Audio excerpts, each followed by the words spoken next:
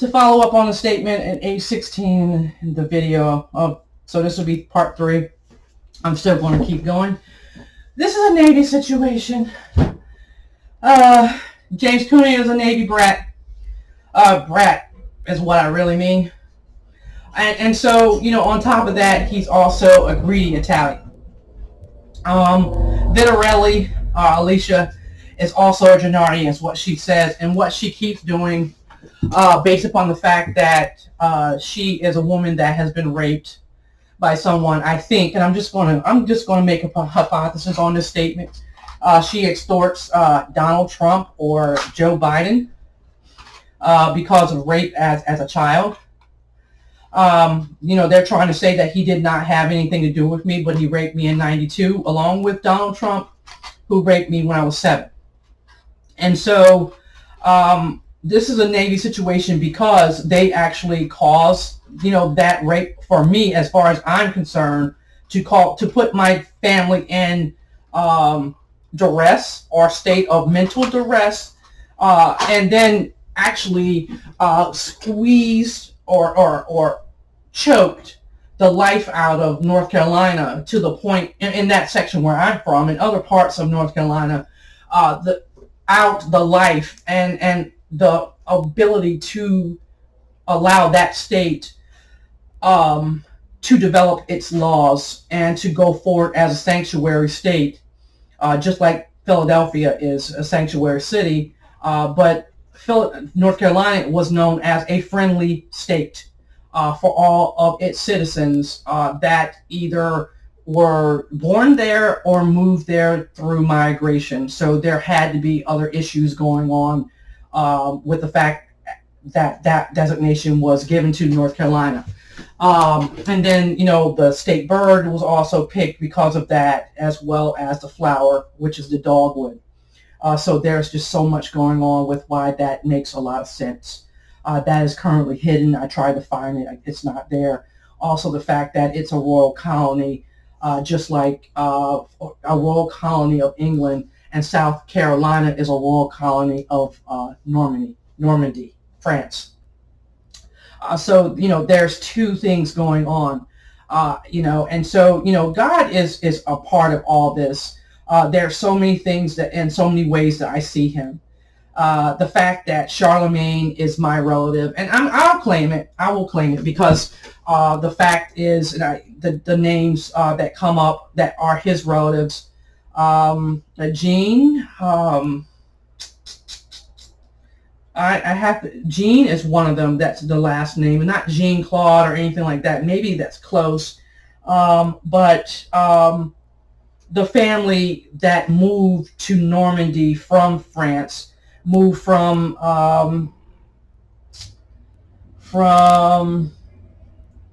darn it. Well, they are Varines. It's the same last name I had. And, the way it comes out is the fact that Sharon is the girlfriend of Geoffrey Varine, one of the first generation immigrants from Normandy. And he fathered my, let me think. It would have been 17. So he may have fathered the father of my grandfather, which makes the man that I'm talking about that would have been a descendant of Sharon. I think the last name was, I used to know her name. But anyway, basically, and this is really weird. I also think she's actually a double relative of my, let me see how this will work. A double relative of my family in Whiteville, because I think her descendants are Beatrice and Jackie, and Jackie's last name is it's something Mac, McLeod or Bethune or something, but not McLeod Bethune or anything like that. I'm close. This is something I never really. Hold on. Her daughter is my friend, or used to be my friend when I was 7 years old, and her name is Inga. Ingle was actually, and I have to double check. She went to private schools for a number of years, and Ingle's last name God darn it. Well, there it is. So she's my cousin. But I also think that her descendant is Sharon. And Sharon is Jeffrey's girlfriend from Normandy, which would put them right around the late 1800s. And so there's a connection that I have to double check, but I think I am really, really close. Or maybe that may be a stretch. But anyway, let me just keep going. Um, what I'm trying to say is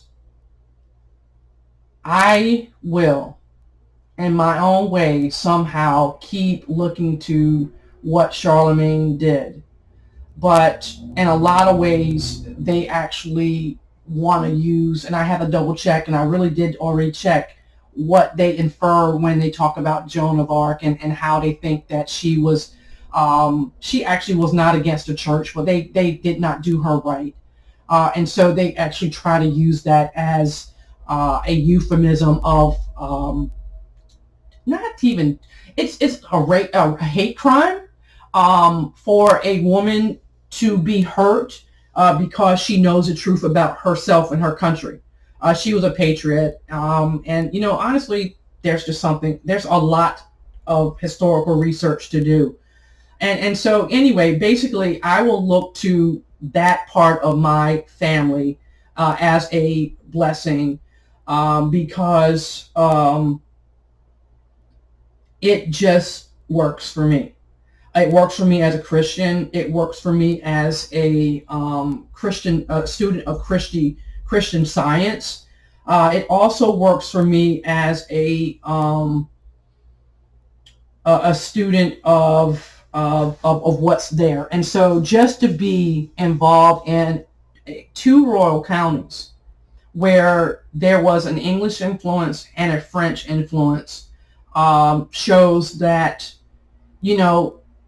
I don't know. There's just possibilities there, but I, for one, am a Christian, and so that's first and foremost. That is really my platform that does not look like America right now. And so, it's funny. A person on one of the shows I watched became one of my favorite parts of the show because the resonation or the resolute resolve of people who want to be better and use Christian values to do it, it still works for this country. I said that, how did I put this? A few days, I said that I suffer from, well, it's not even suffer. Is it perfectionism? I don't know. Some people, because there are so many different ways of looking at people, they say perfectionism is a bad thing. And then they say that according to the Buddhist faith, that perfectionism is striving, and then striving is wrong. And I say, I beg to differ. Maybe that's an undermining scheme to say that Americans need not to strive, but our immigrants will actually compete against us and outperform us based upon whatever it is they have the ability to do. But that comes from the Buddhist faith of many Asians, and they do outperform all Americans. So just watch out. But striving is not a bad thing. I do believe that it's a part of our inalienable rights. And if we are able to strive and make a profit or do it as philanthropy, it is our, wow, it's not a right. It's actually almost a privilege, but then it also becomes, it allows you to do become a public entity or agency to allow you to build your brand and to be a beacon of hope when some things just don't make sense. And so in light of all this pessimism, the glass could be half empty, depending on the circumstances or a situation in which you find. Optimism, can also which, I'll tie it back into where I was headed. But anyway, optimism can cause you to cast a shadow in your life by just rejecting what should be, which you actually had to do a different thought process to actually delve in. And it's not pessimism, but some people would seem that way. But anyway, back to what I was saying. Completion, by a pastor that I listened to for over 2 years before I went back into the Army, looked like a bunch of numerology for him, or actually he was able to use God's numerology, as a matter of fact. It was a broadcast on the AM dial, and he talked about the end of the world happening in 2000. And so his numerology was actually pretty good. That's pretty much all I took from his broadcast. His name was Harold Camping, and I studied him for years. And so 13 is a number of completion. That's perfection. Studying and showing yourself approved, that is perfection. Living your highest self for the good of everyone is also a happiness principle that he probably studied from Immanuel Kant, and I think the name is Edward Mills of Europe. I want to say maybe Austria, and so there's a lot of thought and philosophy as to why what has happened in my life is not ethical. And so I also was told this morning that the Project Management Institute will actually sculpt or repurpose a ethics. Why did I want to put this? Ethics. I actually came up with a algorithm. And that algorithm would actually is a qualitative algorithm, which would actually allow people to capture numbers and to measure and give a performance rate on what that business ethics looks like. In project management or business science, everything is measurable.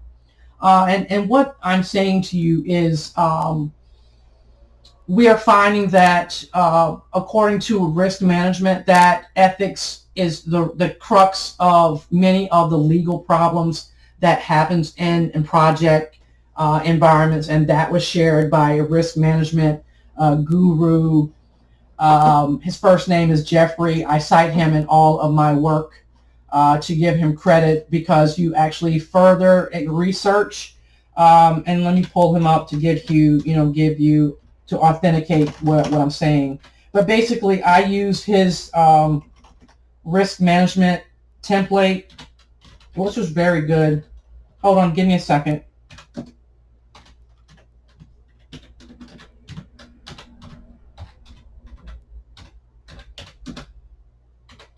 It was a free template in Excel, and I guess I would be using if I could use my Office 365, but James Radcliffe hacked me so bad. And honestly, the only thing he wants is my attention, as well as, my feminine whatever, to make him feel like a man, because he hurts me really bad with James Cuneo, who tries to belittle me and torture me. And so Jeffrey's risk management template and images, it now comes up with moving averages,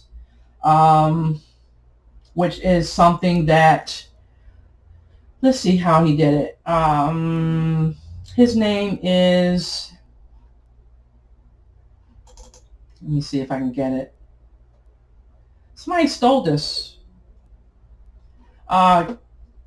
Clarity, Clarity.com took one of his, I guess, tools and exploded it out. This never existed. I need to find this for him. I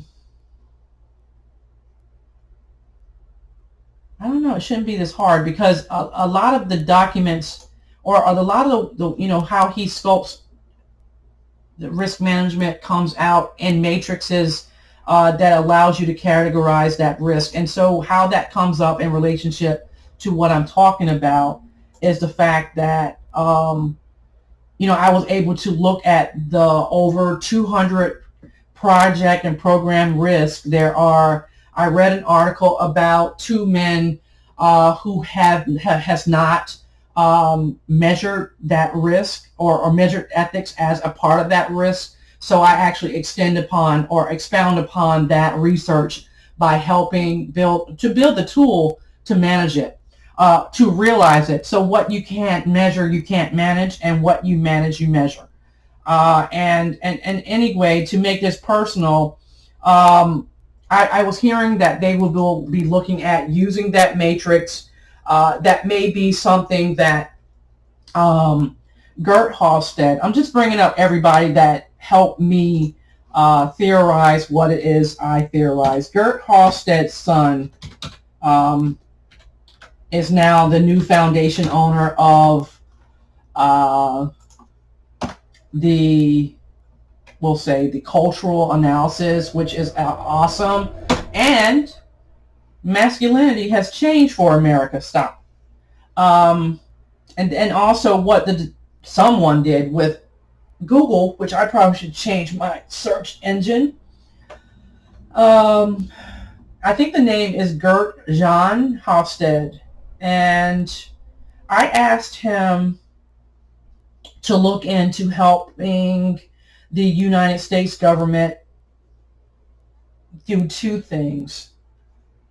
I asked them to develop I didn't say this, but I know they've done it, and I should have said this, but I thought it, mind mapping to determine the power grid, and then determine who actually is in power. And then from that power grid to look at developing or re-sculpting that cultural analysis, because the index is wrong, because what I'm seeing is our masculinity has changed. And so that website, I mean, our score the last time I checked was like 98.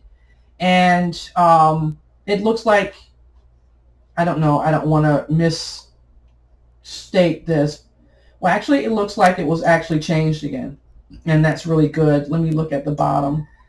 There is no authentication date at the bottom of the screen. But let me see how recent the last entry was. Well, it looks like he's been doing work since 2021. I had the conversation with him in 2020. He said he was on his way to Washington. I see schizophrenia and the inner Trump. This is a blog. He is actually touching on many of the issues that our government is facing now. I'm actually quasi-government because of intimidation by the federal agency, the Defense Logistics Agency. And so he has blogged something. I will retweet that because it probably will be removed. Or maybe, I'll just do what I can to support. And so basically what, I didn't go there for that, but basically schizophrenia is what's being challenged at this point. And, for me and other people, when they call it something else and then they convolute it and they call it brain to skull technology. And so my situation has run the gamut, and the whole time I'm standing on the word of God. I'm standing on ethics. I'm standing on philosophy and theory. All that makes me, and as well as my family, from both of the sanctuary states or the states of royal colonies. And so basically, I'm here to let the world know that I still will go on. I don't have to wait for the government to be indemnified. I really, I actually, let me see, based upon terminology, what I'm doing. I actually seek to elevate my game. What is this? It could be it's bounded in ethics and morals is what I'm choosing to do. But the there are 7 boundaries of realism or and decision making that either makes it for or against you. And you know, maybe I could keep even going even further, because game theory says that when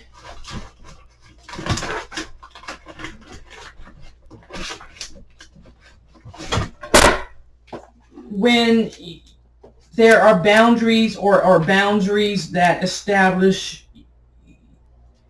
I'll just read what I'm seeing here, but establish, the games of, or the rules of that unwritten game that happens, then to continue to fight we'll say litigious, administrative, legislative processes that hides what the legal community does, then many people are disenfranchised, and that disenfranchisement looks like pushing people out of the demographic to look more like whatever that prevailing cultural or hidden cultural de facto that many people do not stand up for. And so basically the rules of engagement when dealing with people who are hostile, which many Americans don't. I'm just going to tell you. And being in Philadelphia, it's really hard because there's so many scheming, conniving, I'm just going to go ghetto right quick, bitch ass people who rather just be slimy and filthy and grimy and keep, like stealing and hustling somebody. And, basically it happens in all cities. I mean, I'm not going to say that, Philadelphia is the only city like that. And so let me read this. And it may apply. I haven't read this in a long time. Even if you ignore fairness concerns in your own judgments, there's ample evidence that people will use fairness and social comparison information to judge your actions. Thus, understanding how people judge fairness may help you make better decisions in both your personal and professional life. In the second half of this chapter, we'll turn from thinking about how people evaluate the fairness of others, actions to the issue of ethics. In contrast to fairness issues, ethical issues concern how we judge our own behavior and its consistency with our values, and those values influence culture. And so what needs to be further explored by either that masculinity or that femininity score that we have is what those values are and how those values actually do not look like what a masculine principle will be or is. And so let me look at what masculinity means, because it matters. Because most countries who are dogmatic in that masculinity, basically, number one, you can get a contract very quickly. That the laws are straightforward. And when the basically the intolerance of, and this is what happened when you disenfranchise people, when intolerance is actually championed by people who actually help people to climb up the ladder. On the other side, you have intolerance avoidance, where there's many people who are not allowed in that process of governance and rulemaking. And so when you disenfranchise people, what you're doing is you're creating a barrier which becomes a resistance factor, and many of those factors are not broken down for many people who do not have education or have money. And so what they're finding, and even in my situation, which I can touch my demographic, is the fact that they're saying that women who are college educated actually know how to save their lives. And if it is not for knowing how to litigate your own situation by using your own agency to do what it takes to save your life, then you are dead. And so in many cases, you know, going to school is the only way I could have saved my life. And so that masculinity index looks like the fact that in a masculine society, men are supposed to be tough. Men are supposed to be from Mars, women from Venus. Winning is important for both genders. Quantity is important, and big is beautiful. In a feminine society, the genders are emotionally closer. Competing is not so openly endorsed, and there's sympathy for the underdog. And honestly, I don't even use that. Like I was saying, I always use the Duns, Brad, and Broad Street, or the DMB, number of days we can get a contract. I look at the masculinity score to see if there is commonality between the countries. When there's one country more passive aggressive, and the country that is masculine will have to actually learn how to participate in rituals like gift giving, not sex, gift giving, as well as building trust, which looks like a long lead-in process, or we'll say onboarding through the embassies in which you want to do business in. So that DMB.org, I don't think it even exists anymore, because it was offered under the World Bank group, and that was a great index to know how quick you can actually turn a contract, how often you can pay your bills, how often you can get utilities where you're actually going to establish your business, which is a great score to let you know that there's also other businesses in that area. And lastly, with the number of pushbacks that companies like General Electric received, and even the de-escalation or the flattening of Nabisco, I do believe that is the case. These two businesses shows that it's very important for you to do benchmarks of the international environment to determine where and how you'll establish your business. So back to me, with that, the demographic and intolerance avoidance, to the fact that many African and people who are lighter than me, but brown or yellow or more yellow of the spectrum than I would be, to represent Asians.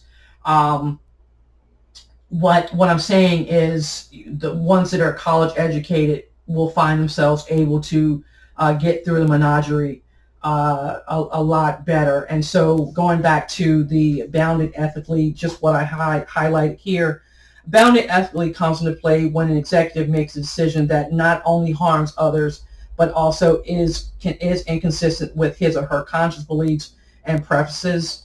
And honestly, you have to read what bounded means. And so I'll go to that right quick and just kind of show how either I use it or refuse that. I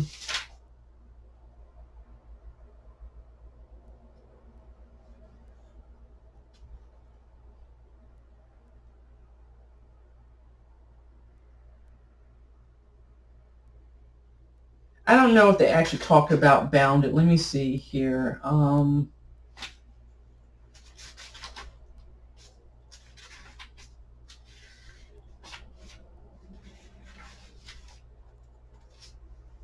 Let me go back and see what this says. Following the many corporate scandals that coincide with the start of the new millennium, the media looked for the underlying case or cause of the unethical behavior that caused the scandals. Popular targets of the media's blame include a handful of bad people within firms such as Enron and its auditors. Arthur Anderson, gatekeepers within these companies. This is not me. This is Bazerman and more.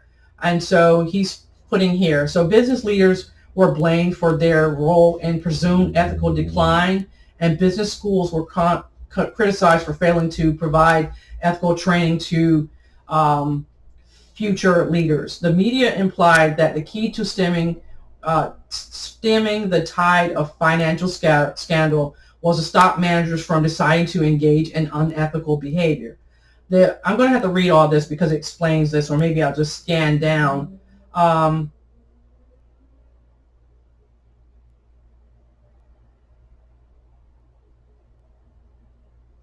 what we refer to bound ethically. So let me go back here. Rather than concentrating on the intentionally corrupt behavior, we will discuss recent research that indicates the types, magnitudes, and causes of unethical behavior that occurs without the awareness of the actor. What we refer to as bound ethically. This perceptive percept, perspective, diverges from the standard treatment of ethics, which assumes the explicit analysis of appropriate action by the individual, yet complements the traditional view. And so that bounded of ethics means that it's actually an issue of logic. Why would you actually continue to go along with others and and seem to be bound ethically, or you're unable to uh, use ethics in a way to stop corruption? And so, and this is a good book to read. I've read it I read most of all the book, and it's over 200 pages, but it's a real small book. And so anyway, so basically going back to where I'm headed. So he said something to the fact that, I have every right to defend myself. He also says that he is tired of what Pamela Toll and Jane Addams Martin have been doing in the Oval, and how that actually embarrasses him, and the fact that the only thing he keeps hearing is the fact that, on one hand, I don't know, somebody's saying that he did something to them because they requested it.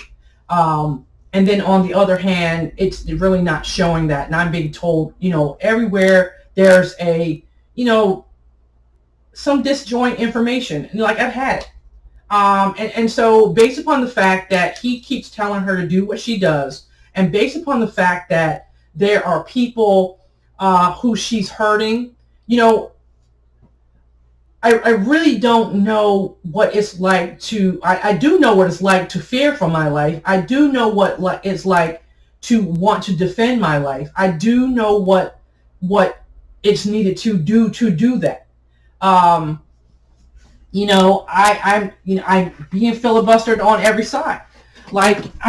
Honestly, I do want to talk to a recruiter, which I probably should be on the phone right now, talking to them to make my next move, my best move, because I have to find clemency somewhere. I petitioned the Board of Pardons of the state of Pennsylvania for special clemency based upon the fact that, and I'm probably a little loud, there's probably something wrong with my hearing today. He did something to my ears last night. And so, when I was on the other video, I was projecting pretty well. So kudos to my able to use my diaphragm, which I say lightly because they probably would try to take that from me. I was singing last night, and they, James Radcliffe muffled how I sound, probably gave me smoke or inhalation or something. I don't really know what the hell he did. But the last couple mornings, I couldn't breathe, and my son told me he hasn't been able to breathe, and his throat hurts.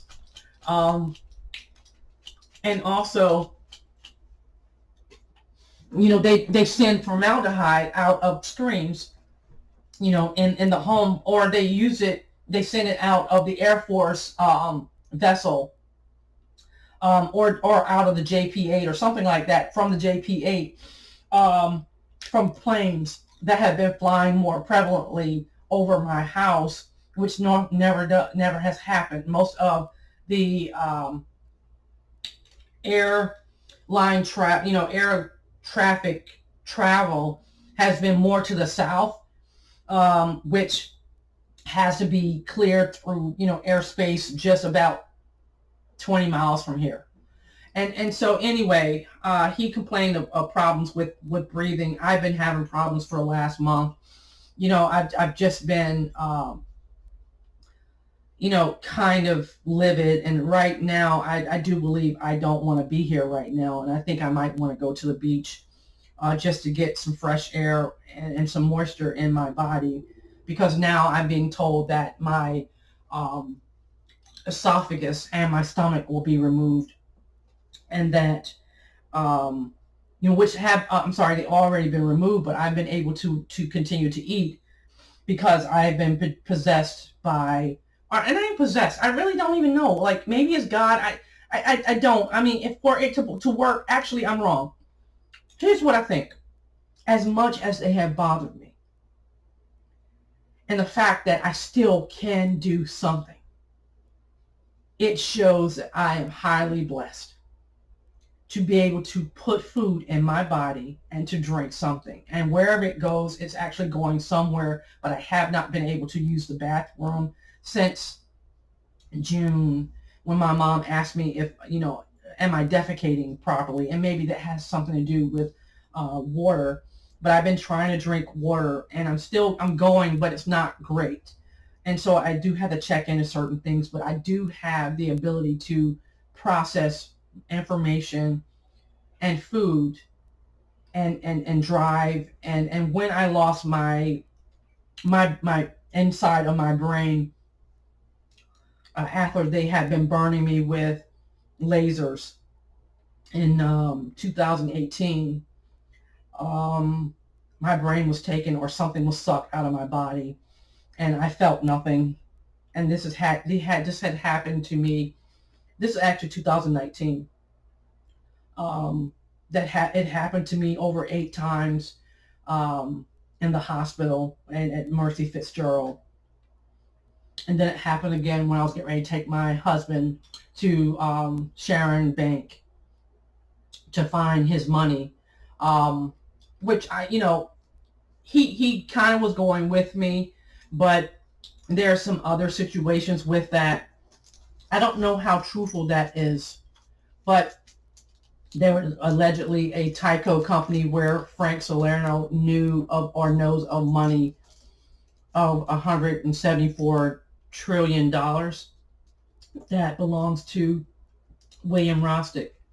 And I was trying to take him to find his money through the Sharon Bank, because there's somebody I remember who established that Sharon Bank. And I can't remember, he's Jewish, but he was, he put a bank here in Philadelphia or Pennsylvania, in the state of Pennsylvania. And so that morning I lost my brain. And so I still have the ability, I'm still me. I still have the ability to rationalize. I don't act the way they want me to act, which is like a fucking porch monkey. I really think, from what they've been telling me, is that they, from the way Pamela told me, or whomever it was with CIA, who used her voice, said that they were trying to drill down on my IQ to make me less intelligent. That's happened in the hospital.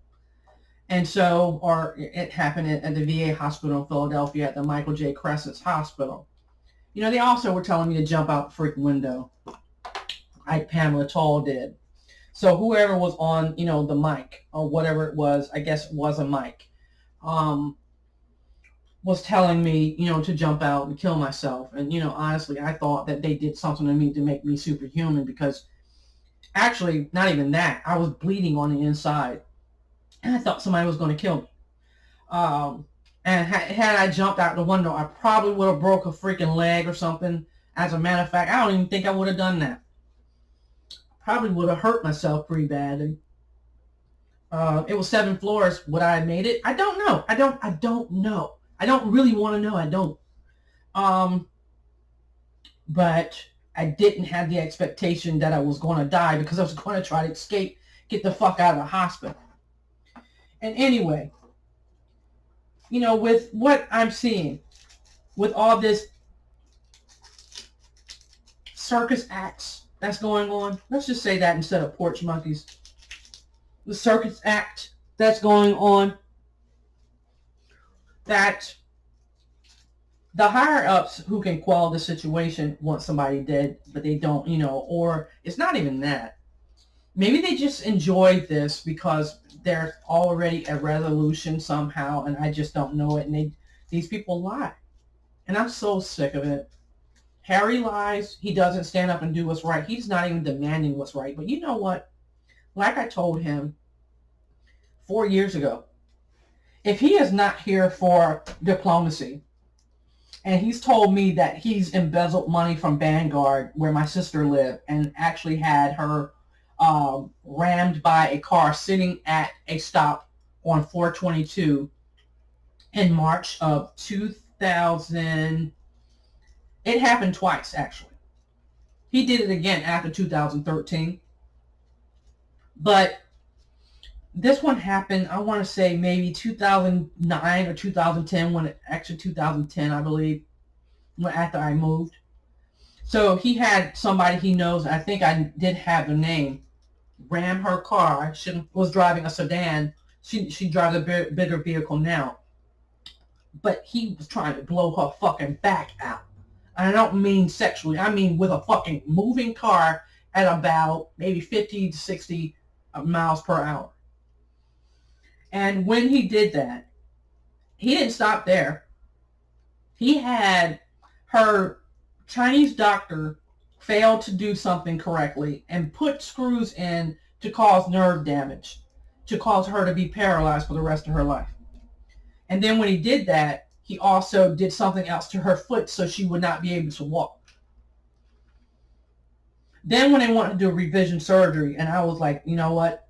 I'm just going to think about what is right, or think about that what could be right, which I actually called the surgeon and talked to him and asked him, instead of going back in the spot where she, had the operation, and making a bigger incision, why wouldn't you make, I don't know how it really worked out because I wasn't there and she didn't tell me. And so they had to go back and do some work in the same spot, or maybe, I really don't know. But anyway, he actually had the doctor who did the initial work tell her, there's nothing I can do for you. There's nothing I can do. I can't even do a revision. Basically, and I don't know, maybe I had a dream. Like, I don't even give a fuck if she died, is what I think I heard. And so anyway, what I'm saying about all this is this. I said that some leader doesn't mind if there's a skirmish and then there's lower level crimes about what is happening. But I do believe I need to F somebody up to get them off my back. And honestly, what that looks like. And he said, the only thing that's going to happen is I'm going to jail. But in a lot of ways, he said I'm justified. But then what's justified going to jail, when I have to go back and fight through the legal system where, there's charges against me with regards to a lover that Pamela Toll has that is from, let me see if I can get it right.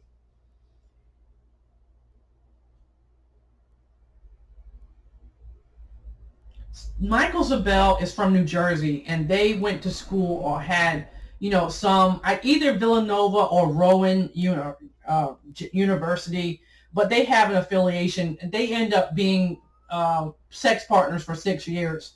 And so now the state representative, which he may never lived in Jersey because, she just does a lot of tramping around and goes anywhere. She spends most of her time having sex. And I don't know if I picked that up on her or not. I really don't know if I did. But as a matter of fact, she spent more time out of the office than she did in the office. And so basically, he says, and they said that they had a 6-year sexual relationship, and that, he eventually became a state rep here in Delaware County. Now, I don't know if I go back and look at, his bio,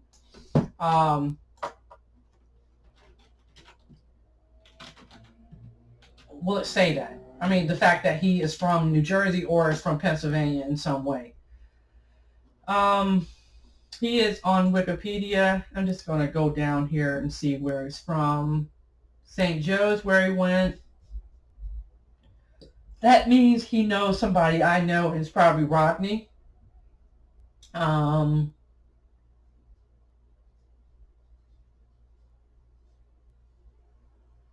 He was assistant district attorney of Philadelphia, so he's a lawyer.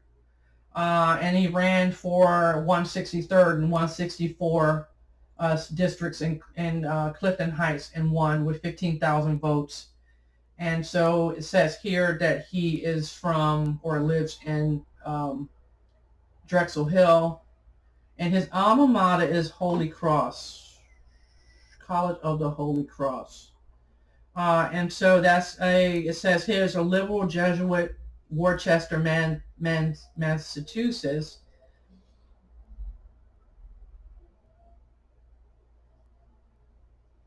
And it's the oldest Catholic college in New England and one of the oldest in the United States. And I'm hearing that this may have been where, let's say, quote, a coronation happened for me and my sister, um, or just mainly me, to dedicate something. I don't even know. It is not just being, and it wasn't sex. It was based upon prayer. But my mom doesn't confirm much.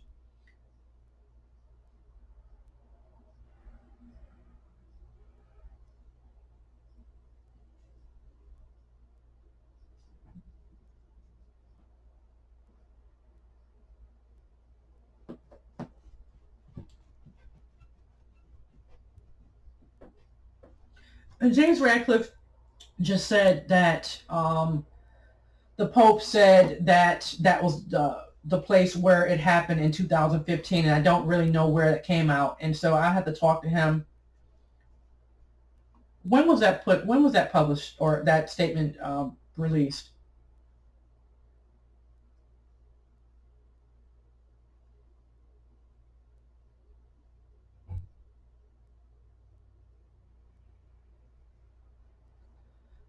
Anyway, Alicia, shut up. Um, James Radcliffe said it happened at that college, and so uh, whatever. You really? He is strung out on cocaine, and you know it. Also, what my problem is with chatter behind this man is the fact that um, he's having sex with so many people, and what they're doing is they're siding with him, or even maybe that it looks like that or it sounds like that, and maybe it's not, because I really don't see that about him. I think he's lying about that. But anyway, they allow him to do so many things because he is white, and the way it looks like to me when he does things, he actually is doing them to help Pamela Toll, and he tells her that. And so there's no way in my situation have I ever I have ownership of what I need to deal with and address, and he's actually undermining me and my daughter, and that looks like CIA hurting us, and the Navy, quote unquote, putting blunt screws in my daughter's leg for surgery, which possibly would have to go back in. But I am so scared to even take her back in to have a revision on her leg. Blunt screws look like, and it's not even. Let me see what it says here. Blunt screw looks like a hex. It says hex head.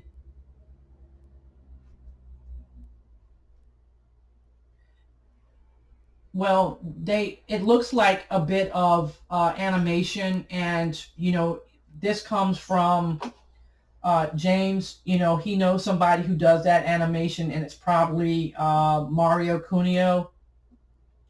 And Mario Cuneo does a lot of things with his knowledge from Italy that I guess he gets from his relationship with the Pope. Get out of there! How are you eating that? Anyway, so the bio for Mike Zabel does not say that he has any relationship in Jersey, but she just possibly may be having a sexual relationship with him based upon the fact that she travels to wherever that is to um, have sex with people, and that's probably more of correct statement. It says here that Michael Zabel is an attorney, which from my in my case, I am actually having to go to court for um, integrity issues against an attorney who actually is a state rep who told a police officer that I was actually trespassing upon common grounds of the Commonwealth, where he serves as a state rep, which basically to me does not make sense. And if, for instance, say for instance, there's a process, and so he could have actually explained that to me if I wanted to have public protest as an assembly. Um, Even as an assembly of one. And the only reason why I was there is because he actually told me to come get my thumb drives because his friend Zahara Zanenthal had stole my hardware, and that she was able to walk through or come through the house, and she actually clenched my nipples when all this first started, maybe in 2018 when she moved in. um, so I know she has the ability to move something or to take something out of my house. And so when she went through my thumb drive, she kept them for about 2 weeks, and then gave them to him, and he kept them for 4 weeks. But what, I was so wrapped up in trying to, negotiate the fact that, in some way she was trying to be helpful. I really wasn't sure. She really was not giving up everything. And when she said things, it really did not show everything that she knew.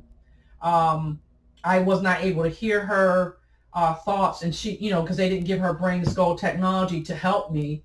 But when she described what she saw, she talked about many of the things that were on my thumb drives.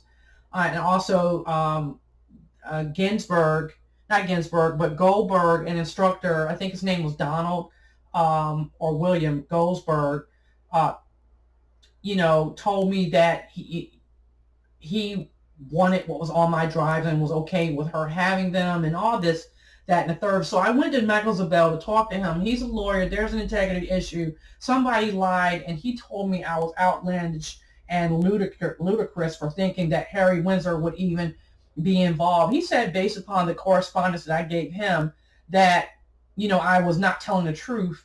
And then what he ended up doing is coming up with a competency court in Delaware County, which does not exist, and it's not an internal process, and also is outside of the preliminary and hearing process of the state of Pennsylvania, that would further cause McCarthyism in the state, or in my situation, to go forward, and so this will become a precedence. And so, I have a lot. I mean, how can one person do all this without the district attorney, which I went to him to talk about all the underlying problems with the arrest. And, I can't get a word in edgewise. I tried to prove that I do have someone who can witness what's going on, a corporation with people I work with, who also suffer from what's going on. And I really don't know if they have been suffered as much as I have. But, there should be some solidarity going on. This might be longer because it's over 50 minutes right now that I've been recording. The people who can witness, I'm hearing, is Lockheed Martin. And, I'm continuing to, video my I would say case history that I'm developing, so that I can, a lot of it can be dispelling the rumors. But anyway, a lot of that takes, being able to come with the proper format and manuscript that I want to do it in, if I'm going to write. But right now, video documentaries can be the best thing I can offer right now. So anyway, Lockheed Martin knows of that truth. Keep telling my truth, even about, how I visualize, programming that had not been created. And so just to kind of get back to what I'm dealing with an attorney, I don't believe it. I never even looked. Um, he knows both sides of this. He knows religiously as a Jesuit. He also knows and possibly is a lettered man. He pretends to have been a infantry soldier. I don't believe that. Let me look again. 78 does not say anything about military history. Um, so that's a lie.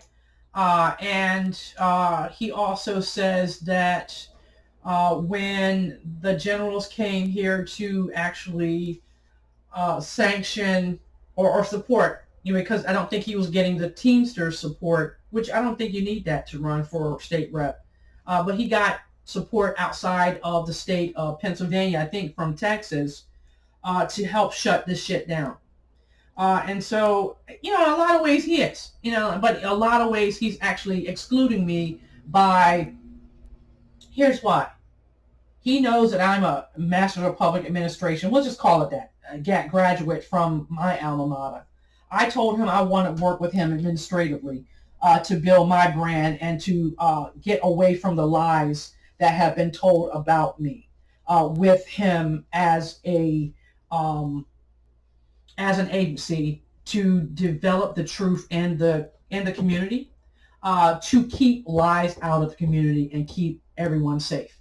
I knew that I needed to work with somebody in politics because of the nature of my homework, and I know that it was actually business plans for the federal government that could have been used to actually further our agenda. And my overall thing was sequestration of the budget has to be a fraud because X is still happening, and I don't really remember what that X what was happening. And so this is so far from the counties and the place where I'm from, or where my family is from. But ultimately, I wanted to keep all those lies out of here because I knew it had something to do with Frank Papalozzi and the fact that he's saying he's from North Carolina and he's my long lost relative, which was a freaking lie. And when they came back to me and talked to me about the Devils of Delaware, and I went and looked for them on Ridge Avenue in Philadelphia. I couldn't find them. I was told my mom was working for them every day. I tried to talk to her about that.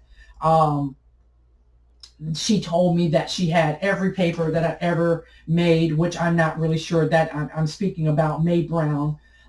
She's telling me, which may be true, so I'll recant the fact that my mom has known how to hack me for maybe over 13 years. And so basically, what I think is based upon the fact that, I've got parents on one side who know how to do things, and then I got a man who's stalking me, who I don't know, who allegedly, and this probably isn't even true either, is DLA or CIA.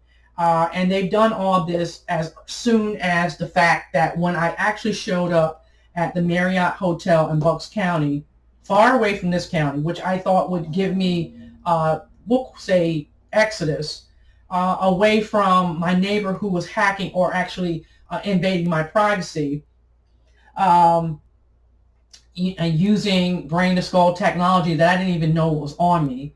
And so when I got to Bucks County, he tells me that there's a 71 Lima who has legal and supply background. He's got legal and reserve supply service as a reservist for, I guess, let's say the 99 RC, just because I don't know what exact unit that was. I think he said he was deployed, and he also, actually he's not RC, he's actually Air Force.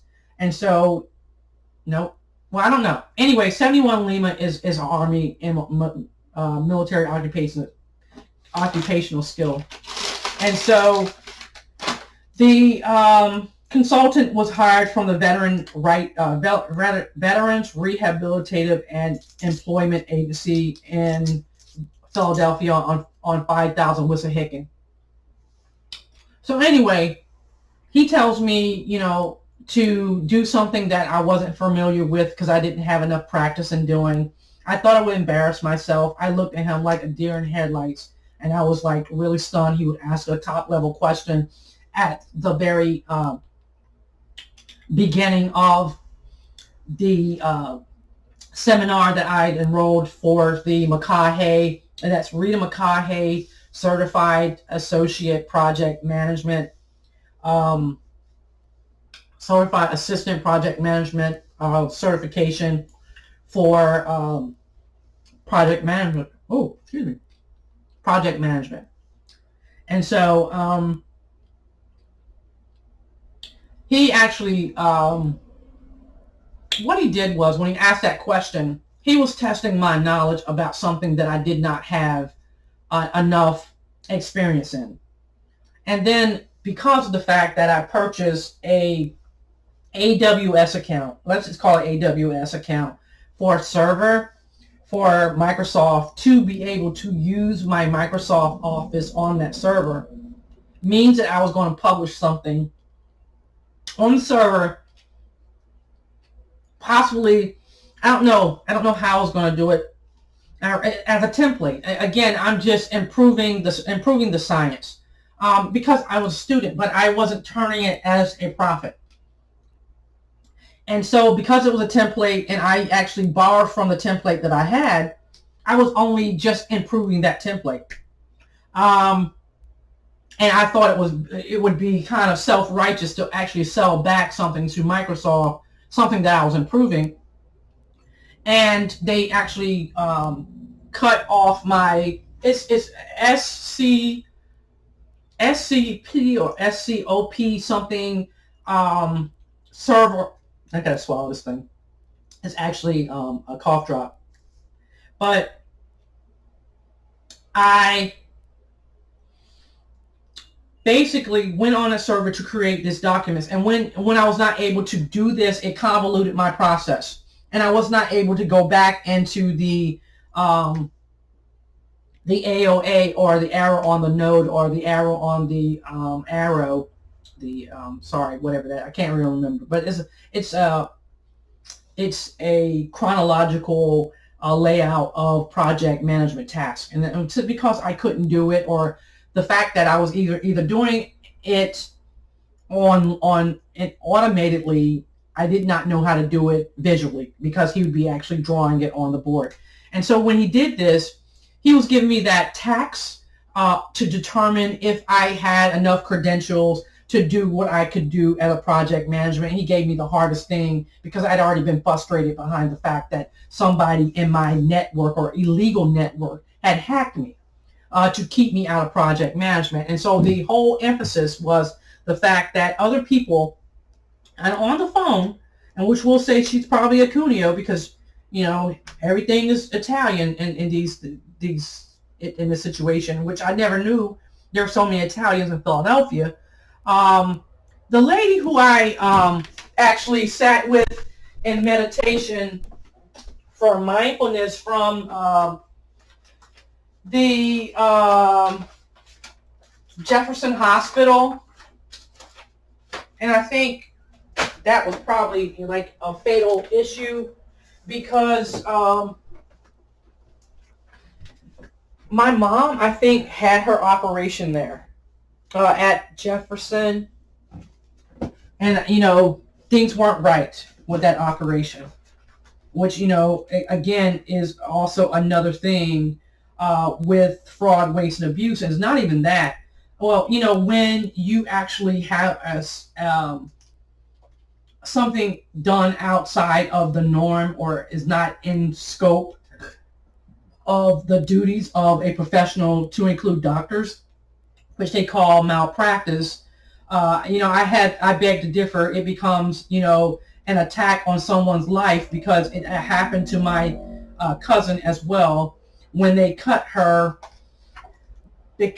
for, I don't know if she was having bariatric.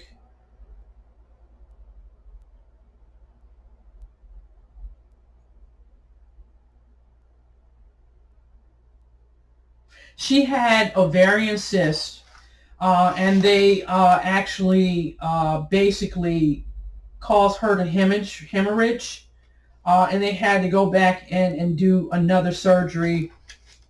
I'm not going back to the doctor. I'll just drop dead what the fuck I have, because I'd rather not die from somebody else's cut. And so I don't know. I just had to be extra careful. And so I'm not coming up with the name of the person for the mindfulness class, but she asked me, and she told me, and I think it was maybe after, she said, she asked me a series of questions, and it seemed like it was a survey. Do you think, and people were listening, that people are actually, no, I told her that I took the mindfulness class because I was having problems with taking tests, and that I felt that the ability to get my certifications was hard because of that. And that's why I asked for the Veterans Rehabilitation and Employment Agency to send me out for these classes to help me hone in on just not having testing anxiety. And then she asked me, did I think that was holding me back? And I got a confirmation the other day, 4 times. I passed the real estate exam. They said that. I'm not really sure. But somebody has the scores. I passed the test for the aquatic fitness program that I tested out for in Tennecomm, Maryland, which I drove all the way from my house at like 4 or 5 in the morning to get there. And then, they just, I don't know. I think they actually showed me how I scored. I don't really know. So maybe they're lying. And then there's another test I took. And so basically she asked me that question, but it almost resonates with the fact that this man was sent from Florida, and he said that he knowingly did it so he would keep me out of project management. And the person I see here is like maybe the name. I can't remember the people because I only knew them for a day or so. And sometimes I get shy and say to myself, because in this case, I was having pain that I should never had, which ran down my leg, my leg, which I never had before. But then it repeated itself when I could not walk. I think about 6 to 8 months later. And so what happened then, I couldn't do something. And the reason why that comes up is the fact that, how do I want to go? He was sent here by a Gennardi, James Cuneo. And with that being said, I didn't receive the certification because he refused to want to help me write my resume to get a certification for a project management professional, which I probably had over more than thousands of hours in project management or installation of projects or initiation of projects. And even that is like shady, because honestly, all your projects does not have to span all over the 5 management areas of, or I have to go back and read this, but the 5 areas of project management, which are, I don't even want to go in it, but initiating, planning, scope, closing, and then there's another one I'm missing. But anyway,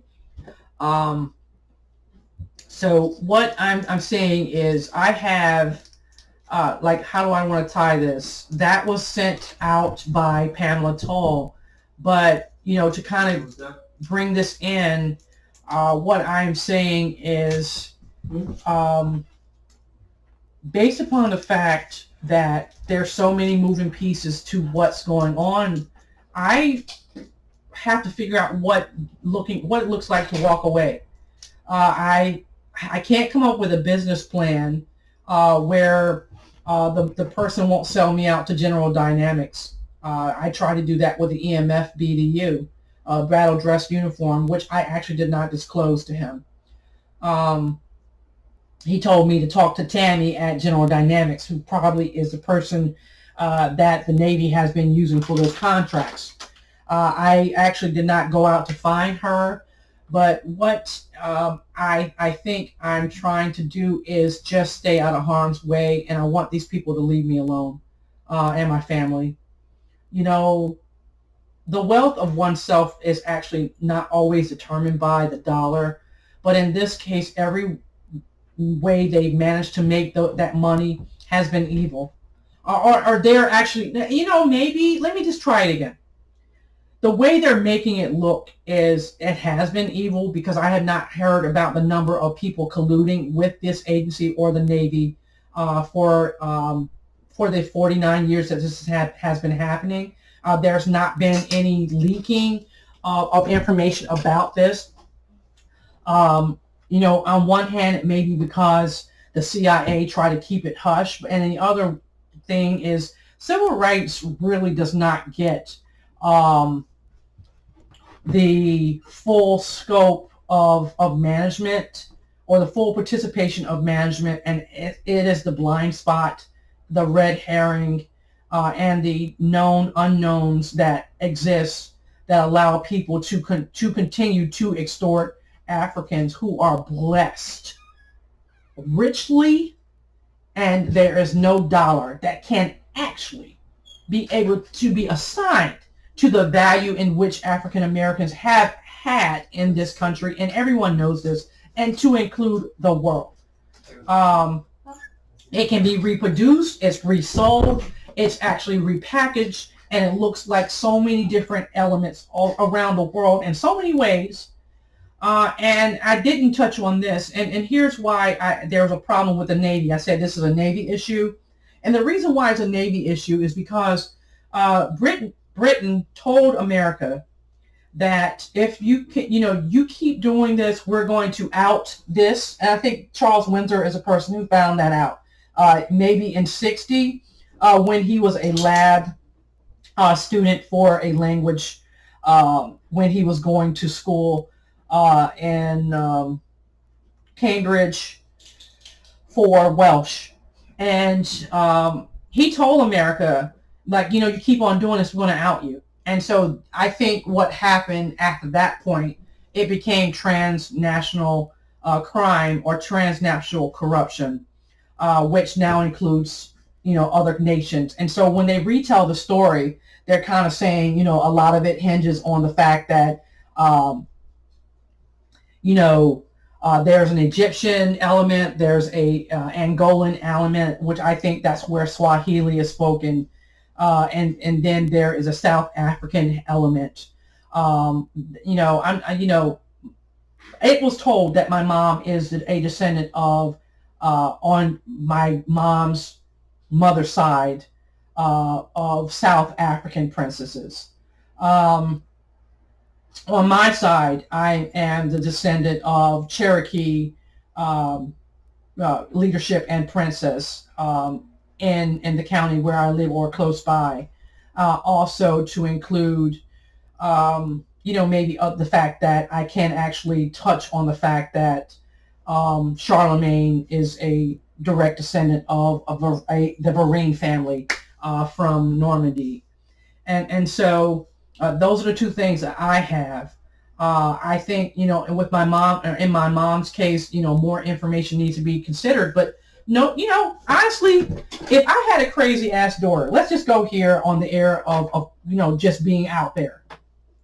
If I had a crazy ass daughter and she's telling me everything she knows, and then she wants to talk to me about everything she hears, and then you actually turn your freaking back on that, and then when you hear information, it's probably something like a golden nugget, like, it gives you the opportunity to know about yourself and then know how to champion your own rights. I mean, forget the fact that I'm African American and I'm supposed to be suppressed by the color of my skin. No, I don't buy that. But what I do buy is a buy-in, and buy-in is generated by telling the truth, or telling those people who have the ability to use that truth or even know that truth for themselves. And when you have people saying, oh no, that the issue with the buy-in is so astronomical. And I did look at something last night about the fact that when there's an action outside of the norm, that people dismiss it, or it can't be indemnified, or there can't be money assigned to a breach of contract. Hold on.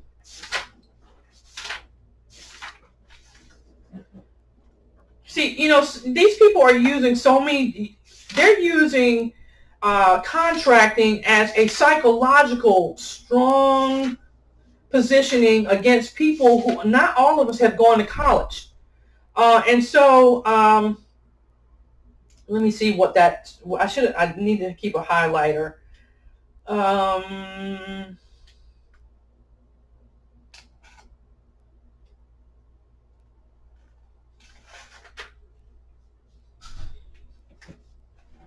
Man, I hope can I remember that? Well, anyway, they're saying, there's a law or some type of logic that can be applied to even, uh, shoot.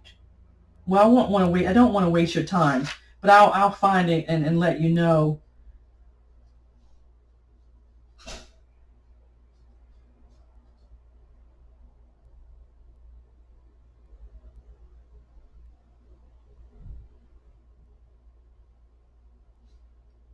Well, I'm going to look now.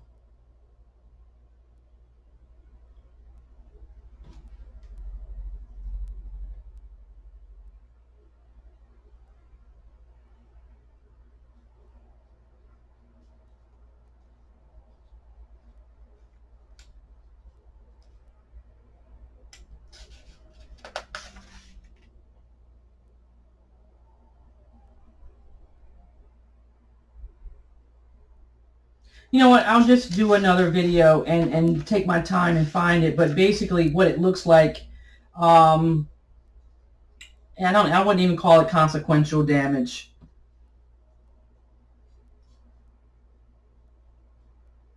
Anyway, you know what? Somebody told me the reason why I find myself dealing with lawyers is because there is a lawyer who did something to me. No, Steve Lipschitz is mad because he actually was determined to be a malpracticing lawyer in Philadelphia. And I actually filed a complaint against him because he actually did not do his exculpatory and evidential research about my mom's slip and fall the right way. I kept asking him. I think I called him and told him, I needed to talk to him with my mom in the office to ensure that the defense would be appropriate for her situation. And she hurt herself.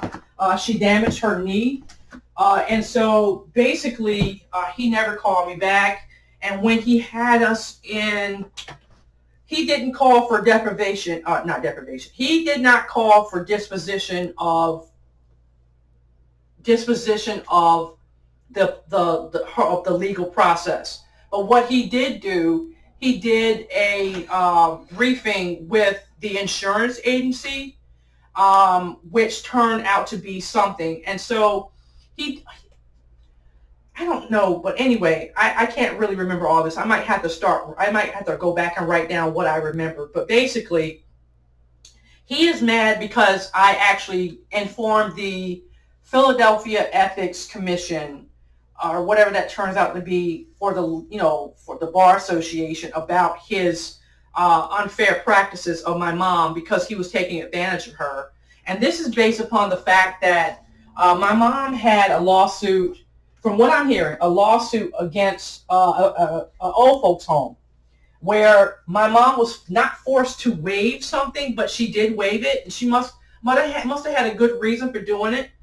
She signed like a settlement for $20,000 for a slip and fall for my grandmother in hospice care in Wilmington, North Carolina. And I was told that Meghan Markle went after her and at gunpoint took $50 billion from them because she heard that Jane Addams Martin had a fraudulent lawsuit against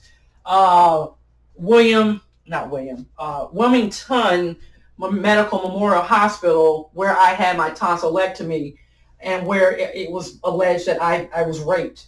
Now, the real irony here is the fact that the people that are actually doing all this are lawyers, and Joe Biden is a corporate lawyer.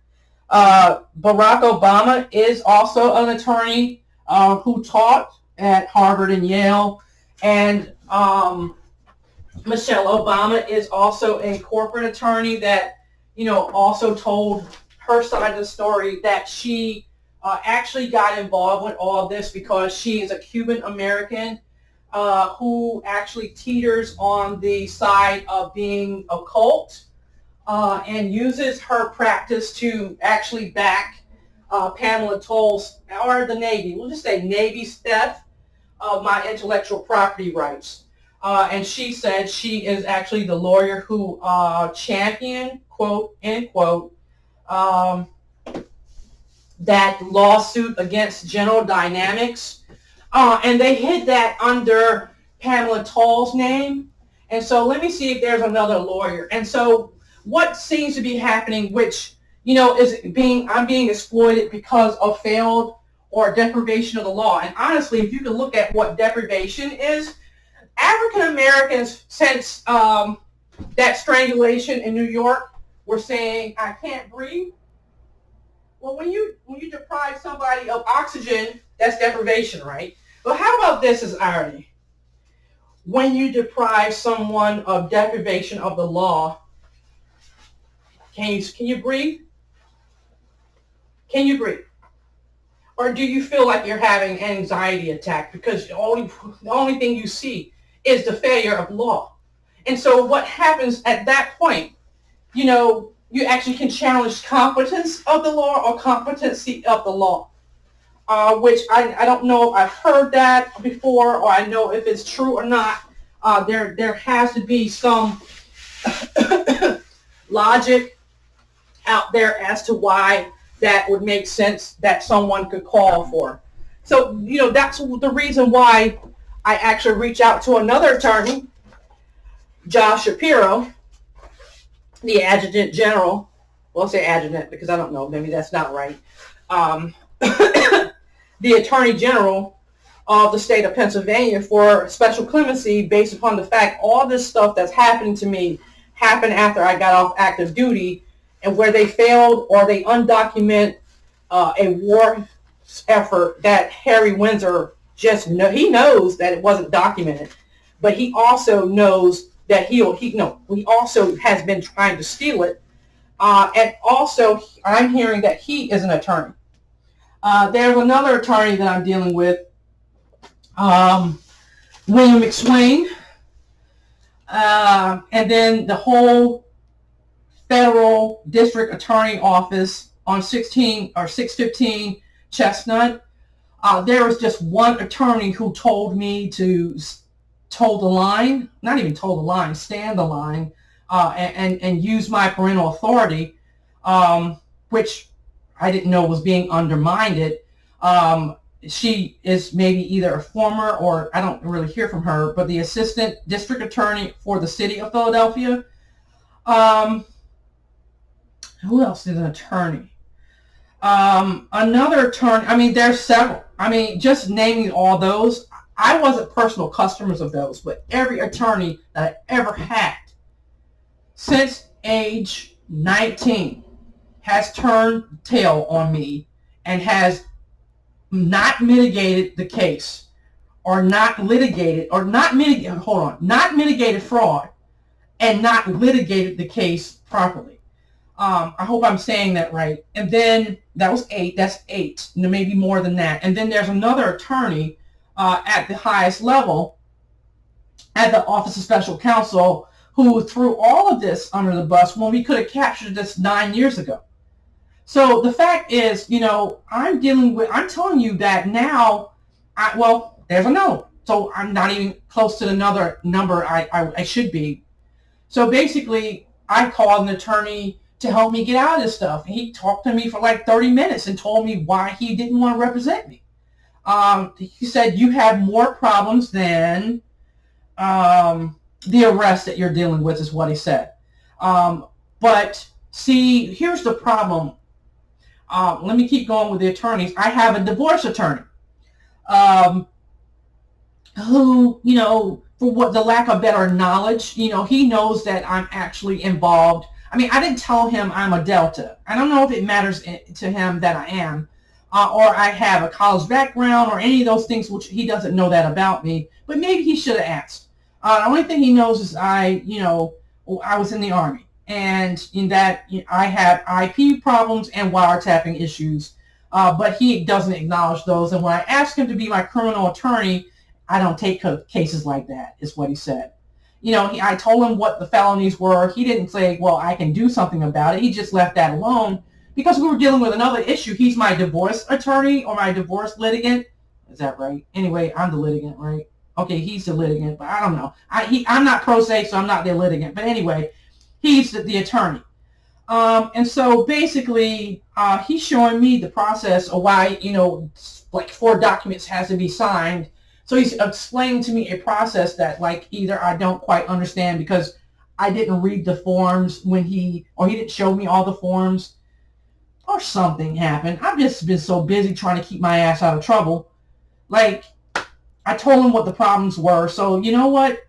If I'm under duress, then so be it. Like, who's going to remember like 4 flipping documents, and the fact that, if you don't have that knowledge, or like, whatever, I need to review a template. But anyway, I reviewed his template and the documents that he's going to send to the divorce counselor at the court, which,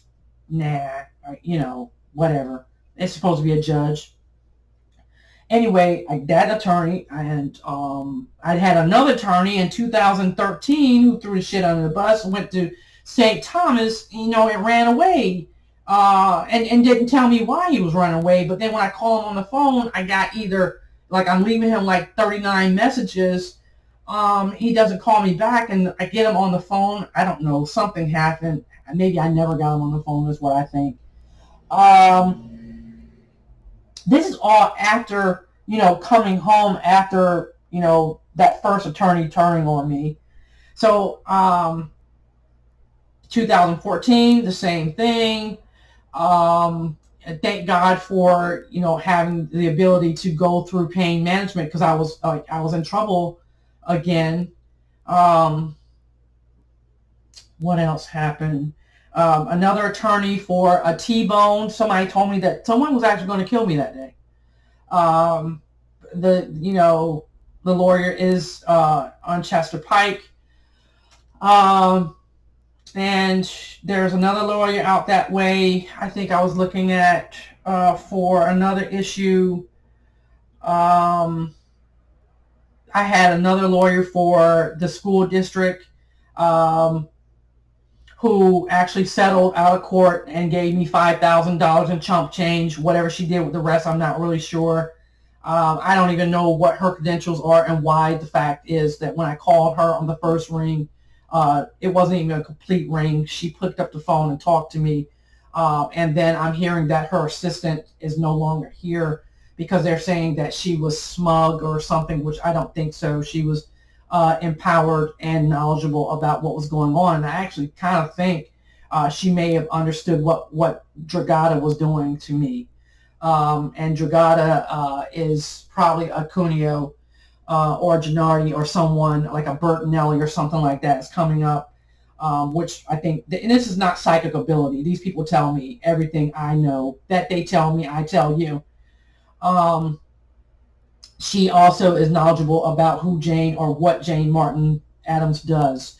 Also with Jane Adams Martin, she has a brother who is a judge in Lackawanna County, who actually signs off on all her documents, to include the fact that she's a pedophile. And I was told that his name was Ernie or Ernest Martin, which I'm really not sure. I need to double check. Ernest Martin, by the school district, and what he told me, he worked as a supply technician for the DLA. But I never heard that he was a judge, and he went by the last name Marin or Marrin. And so basically, who else is an attorney? Um, you know what? I'm going to go on a stretch, and I really think this is true. I think Jimmy Carter was a freaking attorney, and this is really why all this happened. Or not why, but it was allowed. And I think Richard was very sincere when he said that Jimmy Carter told the Navy to do this. And well, let me stop with the and. Um, and so he basically came, there's another, sorry, I'm getting tired, but basically came up with a racist or hate crimes against African Americans to steal something that did not belong to them. What else did I want to say? Is there another attorney? And so with Lipschitz, let me just ask.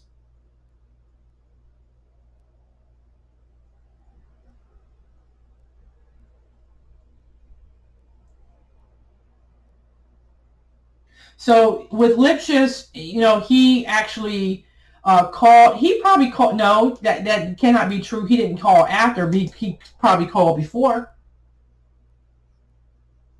James Radcliffe just said he called James Cuneo after I complained to the board. I think he called before because the shit was upside down before. You can't. He didn't take. He didn't ask questions about. He assumed he knew everything. He kept cutting me off. Um, then my mom was actually scared, and she really did not know how, like, what to say, and she didn't trust him. And when I tried to get in information about what I thought, he tried to tell me otherwise, or direct me, or actually give me nonchalant questions, like unrelated to what happened to my mom. This is the second trauma my mom will or would have experienced after her operation. And then so that operation happened in 2014, and then she fell in 2000. It was September or maybe August of 2015. So it wasn't even after her operation that very long, and she complained of problems with balance. And when she fell, she tripped over a crack in the sidewalk. And so the attorney did not ask questions of me about what happened, and he said that would like ruin the evidence, which is not true. He knew that at the time I would know what was happening, and then it took him 2 years to have us go before KMPG, which is one of Richard Ellis's associate companies somehow, to sit down in front of an Italian American, and I think she's actually a Gernaldi with a G and an Armandi. Um, and so basically they were coming up with a scheme to take my mom's money. And then the way I had, like I said, anyway, there's some things I'm missing, but they actually dismissed it based upon the fact that the city of Philadelphia, for whatever reason, sat down, and it wasn't a mediation, or it wasn't like a settlement hearing, and they questioned us individually. And I think something happened, like either I was dizzy or hungry or something, but it was like, panic mode, because this is after I heard from, this was in 2017 or 18, after I heard from the people with the brain to skull technology. And so I was very upset because the situation was just wrong. And so anyway, I heard the other day, this is why I'm going through what I'm going through with the lawyers, because this man was highly unethical in what he did, and the story hasn't come out, and I can't do this by myself. I asked my mom to help me, go forward with the Masons to shut this down. And the only reason why I think that is appropriate is because as much as we're talking, there's a select few of higher level African Americans who probably are benefiting from what we're doing. But the people at the bottom of this, the grunt work, not so much. And it's not based upon color or the shade of my skin.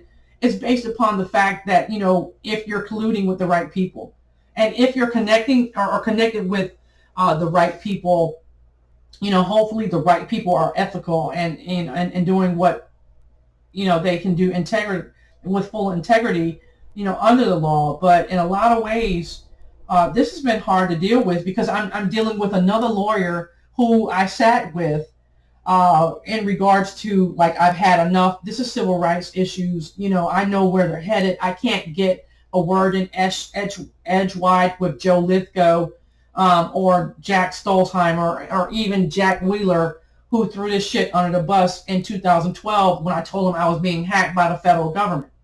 Um, and I wanted to find out who was doing to stop corruption, stop federal fraud, waste, and abuse, because my husband's home had been foreclosed upon in less than 8 months when the docket didn't turn over that fast. When people in Delaware County were not losing their homes with less than 36 months, in time. So let me think. 2011 by 2000.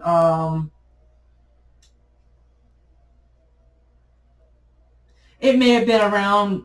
Well, we were fighting, which probably actually kept us out of going to court for a while.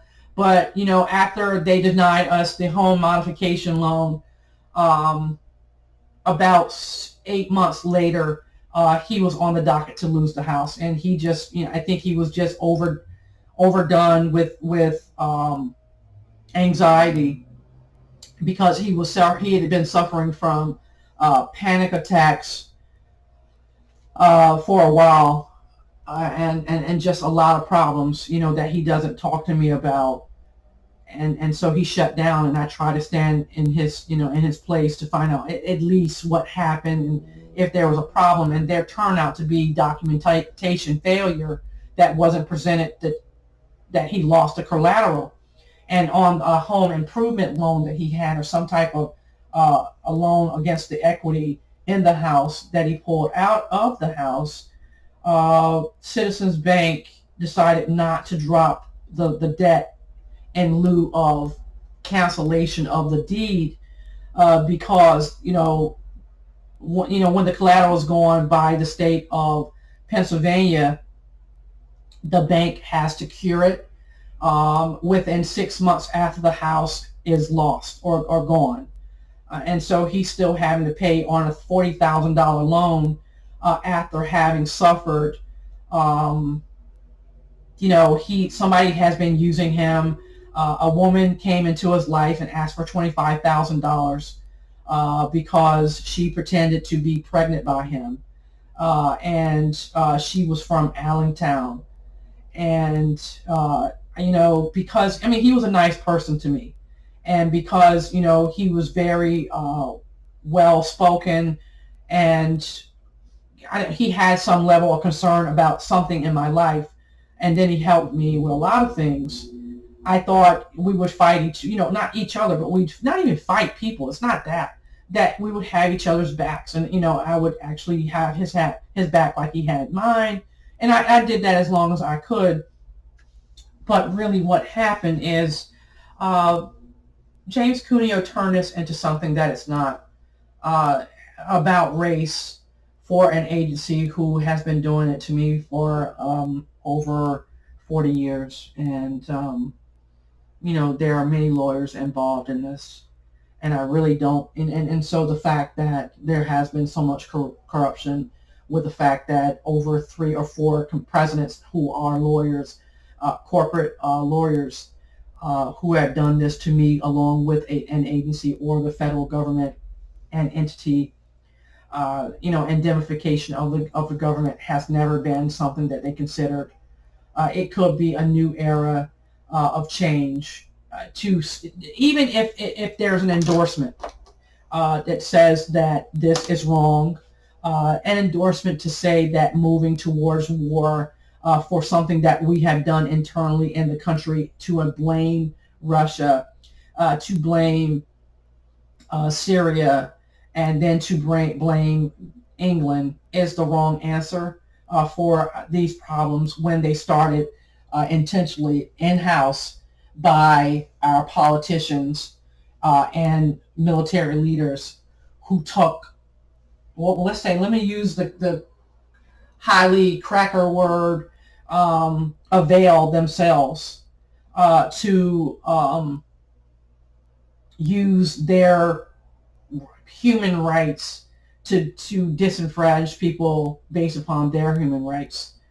Um, it's just wrong. And so, this not even a podcast, excuse me, this YouTube episode is brought to you by the failed legal system. And they say justice is blind. But, there's a lot of things that happen to me, and maybe for me, um, I don't know. There's just a lot of things I probably won't even get to. I really don't care. Maybe that, having blinders on and working, which I wanted to do, which I probably won't do now because I am um, fearful. I was fearful of the environment where I worked. And just because the fact that many people are conniving and screwing other people's lives up. And I have been the subject of that for many years. And it's not without incident or injury to both of my children. My son was attacked the day I had the job interview. My daughter was attacked the day I had the job interview for the state police. Um, and so and so I didn't get to this point. Richard and James Radcliffe know that Harry Windsor had some law classes. He hides this. They say that he is a lawyer too. Um, and, basically, I'm screwed. Well, I mean, not even that. I wouldn't say, I'm screwed when it comes to the matter of white people doing this. Um, I'm screwed to the point where the federal agency I work for basically went along with all these people and did not create a route or safety route out of this. And they know, see, here's why I ran to them in the first place. I know I had 150 other things to tell them, or maybe not even that. Whatever you subtract 18 from 150 or so, or maybe let's say 200 things I needed to tell them about why I needed to disclose many things to them in the first place. One of them being a war hero, which I was not given an award, or the fact that I had documents stolen when I was at war that could have been stolen by another entity on the battlefield, which I never got a chance to tell anybody. I wouldn't tell just anybody that. It would have to be a DOD agency who has the ability to communicate that up the chain. And, it took me from 2003 to 2010 to get that opportunity to talk. And every time I actually wanted to tell somebody that, which I never had that conversation because it's actually debriefing of my situation, which you have to find the people you trust, or, honestly, the other route would have been just to go back into the military and possibly, I don't even know, keep it to myself or deal with it as something, that I would address at another time. So anyway, I'm just going to wrap this up. There's just so many attorneys and screwing in a light bulb. How many does it take on that ladder before it falls? And then if justice is blind, then she needed to start opening her eyes, because obviously the bitch hasn't been seen for the last 900 years, which there's been rollbacks in certain things with which the proper age of our nation is 297, which has been recorded on many local channels as to how old our nation is, but we are the youngest to do it. I don't know now if we are the best to do it, as a matter of fact. The only thing that we have been best at doing now is stealing from the African Americans that are here. Oh, lastly, this is what that lawyer, Zabel, and I have in common, is the fact that when I did my homework on the the bill making process, I did research about, I don't know if it's bill making a process or not. I have to double check. But anyway, I did a policy refresher or analysis of the fact that, I wanted to find out how here's the top level. After sequestration, I wanted to figure out why the World Trade Center was an eyesore for many of the people in the insurance agency, and what did they look to capture. And so I wanted to find out why the shady business of insurance actually exists, and why, there's actually a NAICS code, and then all the things that they do they use people's credit, and then they don't use their driving record to determine how much the people pay for insurance. And so my rates have been outlandish since I've been 19 years old. I've always paid over $100. I've never paid less than that, I don't believe, unless I had just liability. I want to find out what the fudge was wrong with the insurance agency, and why they exist, and what do they really do, after I just had enough. Because the floodplain insurance racket is, if the house is flooded like above the foundation of the home, upwards of 12 feet, but not lower than 9 feet, or so 9 feet, between 9 and 12 feet is a buffer. And then anything after 9 feet, they don't pay somebody for flood damage. That happens more readily in the western or the Midwestern states. And even just to find out why the flooding even happens in the first place. Is it because the land is I don't even know what to say about that. But they are finding different evidence as to the reason why even the jet current exists, or even why flooding even happens, because flooding, quote, end quote, rarely happens in places in European nations. And so anyway, that's not why I did the research. I just wanted to find out why the insurance agency seems to be unfair, even across the board, to many people that pay policies every month to include flood damage. So type into Google why, maybe why is the industry insurance exist, or when was it developed, the history of insurance. And I found out that is backed on mutual funds, and it's the first, well, I don't even know, because like they tell me a lot and I really don't know, but I never heard of a mutual fund before I thought of it as a sophomore in my school. And mutual funds were not available for purchase until after the tech bubble started rising. Let me double check. I did not hear about mutual funds. I heard about CDs, certificates of deposit, like quickly after, maybe around 88, when I was working downtown in Philadelphia. But I did not hear about mutual funds or money markets, I don't believe. That's just hypothetical. The product just wasn't available in Philadelphia, and there was no advertisement for it, because I've never saw it when I walked by banks, or maybe if I asked for it, maybe I asked if there was some investment vehicle available when I was opening my account, and that I wanted to do what my instructor told me to do in my poli-sci class in the 10th grade. And so I wanted to actually become my own, I want to invest in myself. And anyway, this is just convoluted, right? And basically,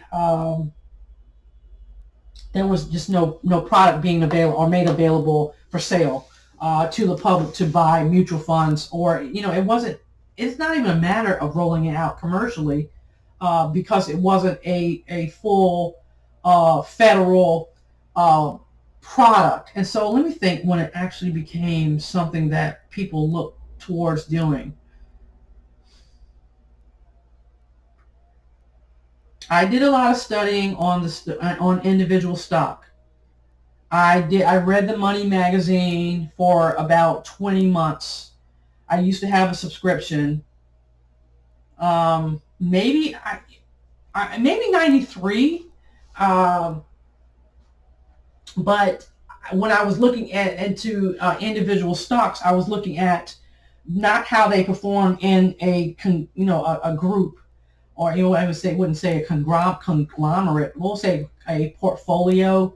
But I wasn't looking at how they perform as a portfolio because I didn't read the magazine. I wish I had them.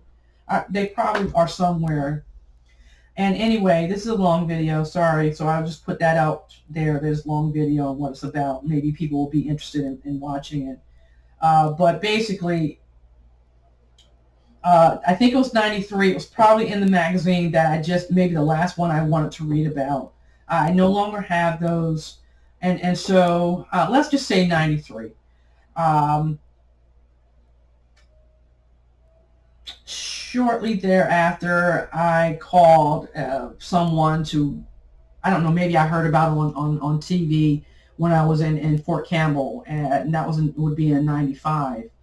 Anyway, um,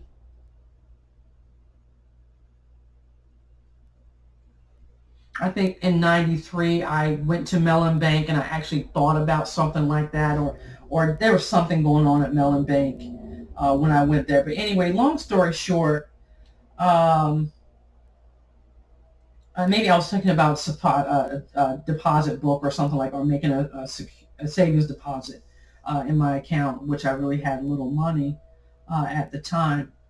And what I'm trying to say is like, so I did a history. I actually did the research as to why insurance exists, and what came up was the fact that there was a name of a person named Abraham that they allege actually created mutual funds in the 1800s, and that it wasn't available for um, articulation into the market or introduction into the market until the 1920s. There again, there was still nothing being broadcast about investment into a group of stocks. There was no information about the stock market crash as to the 1900s and 1920s. Before the Great Depression, I actually did a lot of inquiry about the Depression as to the reason why it exists, and many people did a lot of analysis, and I watched a lot of that analysis on TV about that.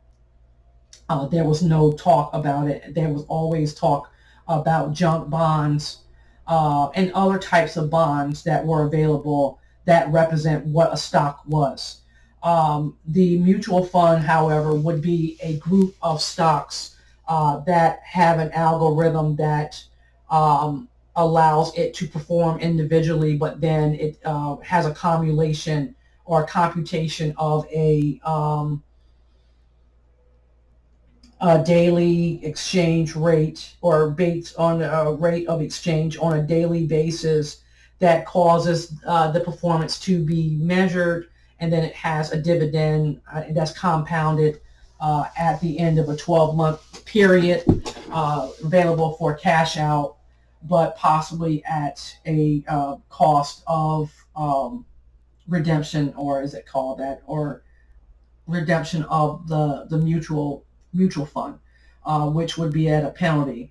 And so basically, what I'm saying now is I did the research to find that was like a cohort between what insurance is and how it was possibly backed after that document was put out. And then when I read it, it talked about how even the beginnings of what that looked like. and how that became the insurance market. And it was based upon, so um, the early foundations of insurance was based upon the fact that it was developed overseas after the titles were kept for land deeds, for plantation and other types of homes in the South, which were were seized by the Union Army um, in the North.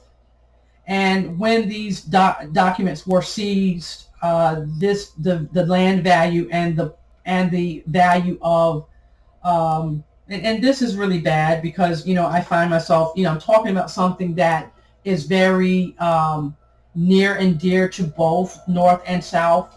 Not that the North is trying to do anything to the South. That's not what happened. But what happens after war, you have to properly divide the value of what there is to form reparations of the people who are being harmed. And so there was no retreat, but then there was a succession, and then the end of the war. But there is also valuation of property that never came back. So I'm not saying that the South should be mad at the North. Let me just say that. I'm not saying that. But what I'm saying to you is basically now that we've all moved into a modern era, that the bank that holds the Torntontanine should be thinking about addressing the needs of the American homeowner in antiquity, and maybe to include land in the North too, because there were land being owned by people who owned slaves in Pennsylvania and Philadelphia. And so, if those land and homes were seized by the early beginnings of the insurance market, then it's based upon what was seized during war. And that devaluation or evaluation of that process never happened, which, I think in my document, I suggested that, what do I want to say there? I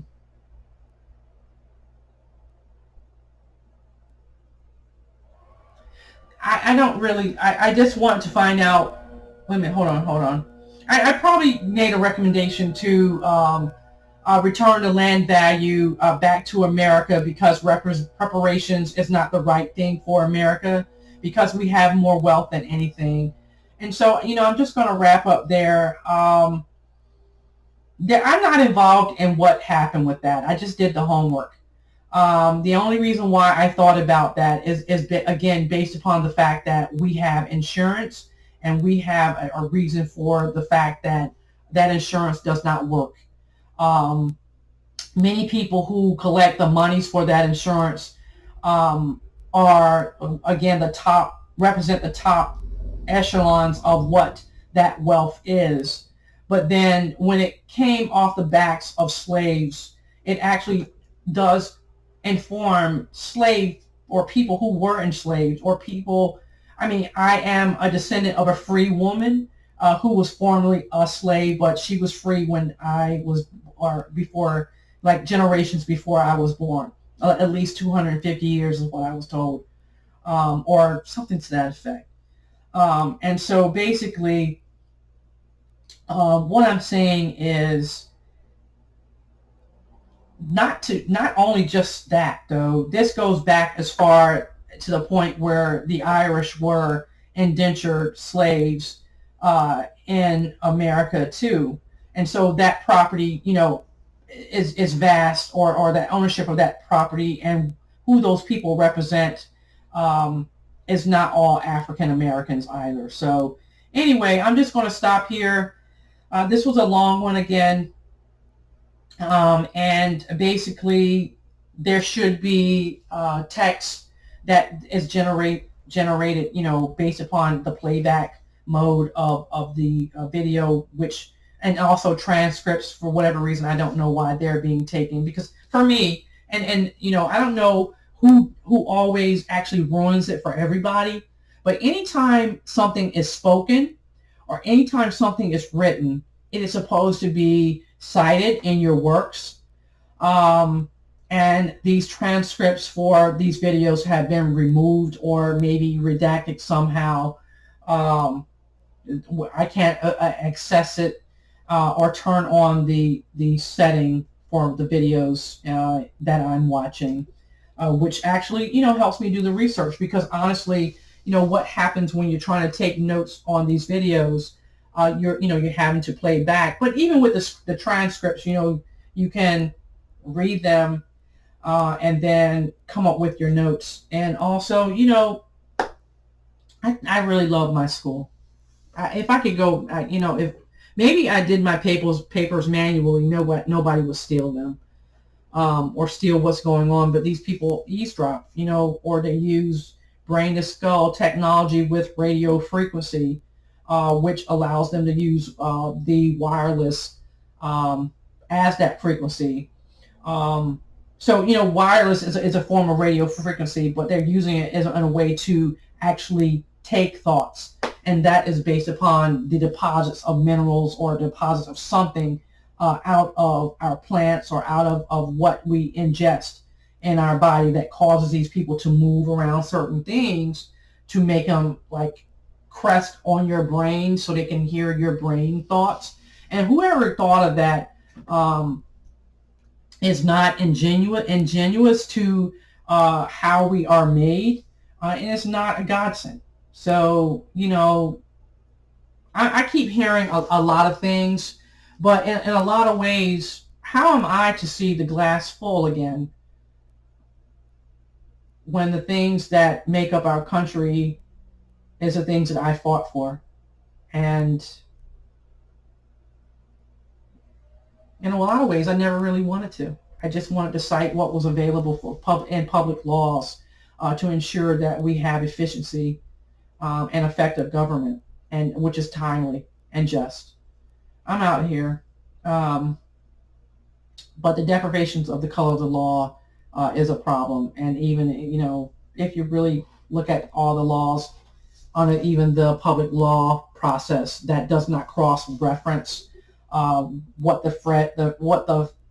the other principles of that law and legal passing of those laws. Um, it is tedious, but it should be done. So, mm, oh well.